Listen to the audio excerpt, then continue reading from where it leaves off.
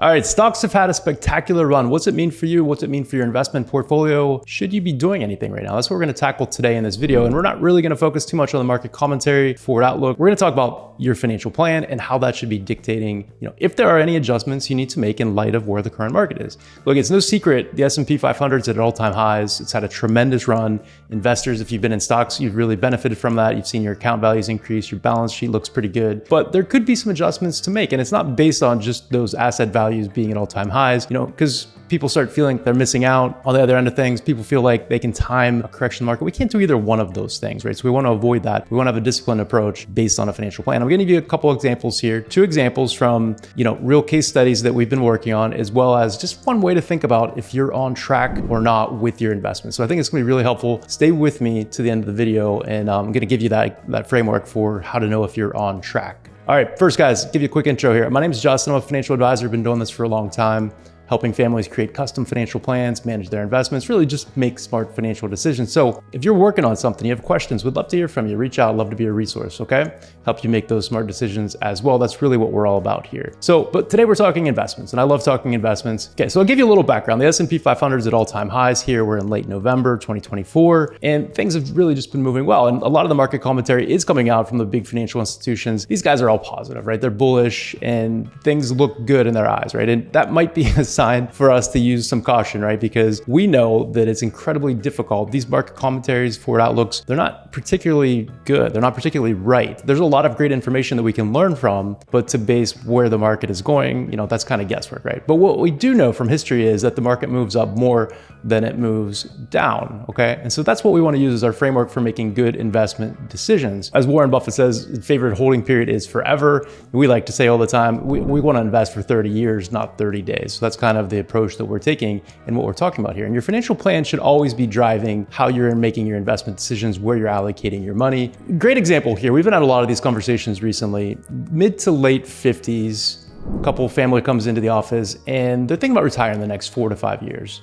And they pull out their account statements, we take a look at them, and they've got 95% of their money invested in the S&P 500 index through, maybe it's in a TSP account, it's in a 401k account, it's a collection of ETFs or mutual funds, something that reflects broad exposure to US equities, which has been really good for their account values increasing over the last several years. But right now, with a shorter time horizon, 5 years is not that big of a time period, right? And lots of stuff needs to happen in that 5-year period to transition well into retirement. They might be taking a lot more risk than they realize. Okay, so this is a perfect opportunity for them in light of the market's spectacular run to take a look at this thing and say, is it time for us to take a little bit of the risk off the table here? Okay, we're gonna come back to this and talk about how they might consider adjusting it. But the key concept here is, with less than a 5-year time horizon, market corrections, a bear market at the wrong time can really impact your plans for the future and jeopardize what you want to do, okay? Second scenario, this seems to be really common right now. Within our planning community, we work with a lot of folks in their 40s and 50s, and 55 seems to be that age where everybody just wants to do something different. They want, kind of be able to move on. It makes perfect sense. I love it, actually. So here's the setup. You got a 45-year-old, they think they might want to work for 10 more years. They haven't been paying attention to their investments. And, within their retirement plan with their employer, they got this 2035 fund option. Now that sounds good. That's 10 years out. That's when I think I might want to retire. I'm going to invest in that because I don't want to pay attention to it. And it turns out, they might be taking too little risk.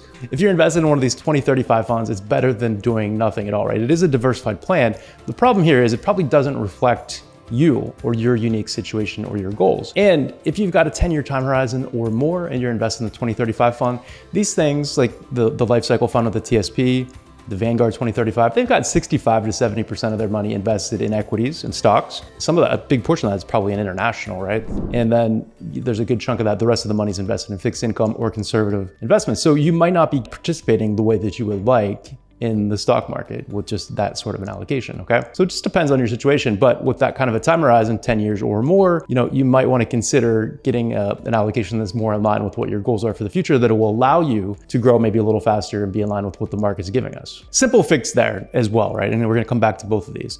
So what does the person in their mid to late 50s do, right? If you want to take some chips off the table. And of course, I'm not giving specific advice here, always consult your professionals, but you might think about creating a bucket strategy. And we can do that. There's a couple things you want to consider here. First of all, think about how much money you're going to need to spend on an annual basis, right? We said they're going to start spending down their accounts when they get to retirement in 4 or 5 years. How much money are they going to need? And think about this in hard dollars versus percentages, because it's more effective to create your asset allocation mix.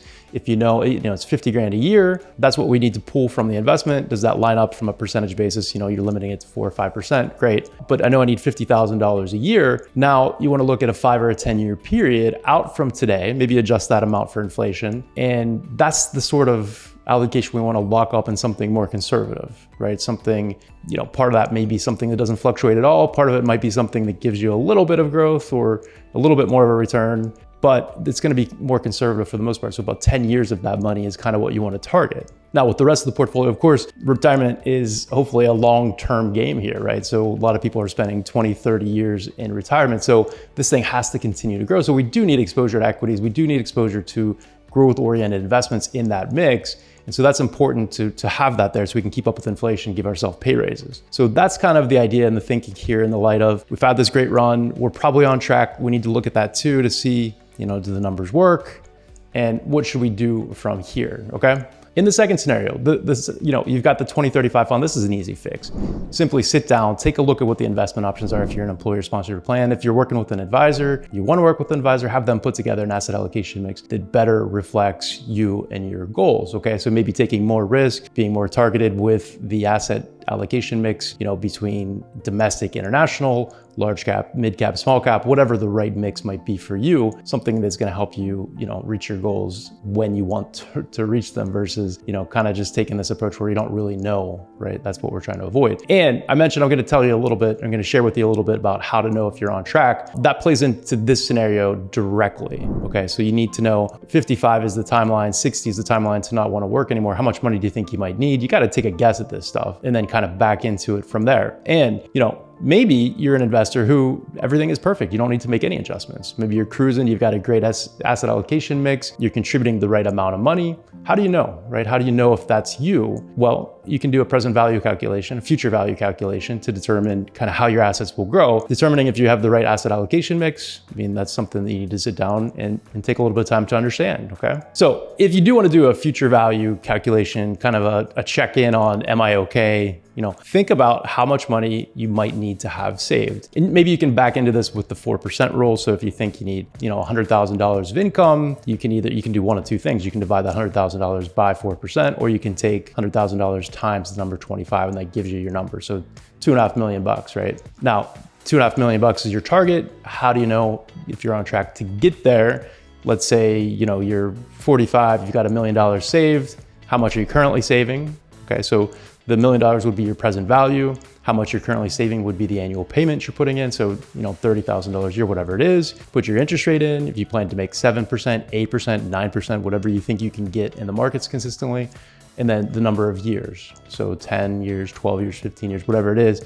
That's the input for the present value calculation. You click solve for future value. That'll give you a number. It'll tell you how your money's going to adjust. And just for an example here, I did run this, right? And so this actually comes out to be pretty much on track with that number that I gave you, $2.5 million. If you got $1 million, you make 8% for the next 10 years, and you contribute $20,000 a year in annual contributions. So that's what you're putting away into your retirement. Your future value in 10 years would be $2.4 million. So $2,471,834, kind of what would be in the portfolio. So that's kind of how you can tell if you're on track. You take that number times 4%. If you want to spend beyond the 4% rule and increase your distributions, you can do that. Go up to 5%. I don't know. You got to figure out what's right for you. All right. So anyway, couple real life examples there. And then at the end, we kind of tied it together with an example or, with a framework you can use to kind of see if you're on track, if you need to make adjustments to your contributions, and where the rate of return might be for you based on different asset allocation mixes. So hope you found this useful. If you have, would appreciate if you give us a like and a subscribe and share with a friend or a colleague. And please, feel free to reach out. Until next time.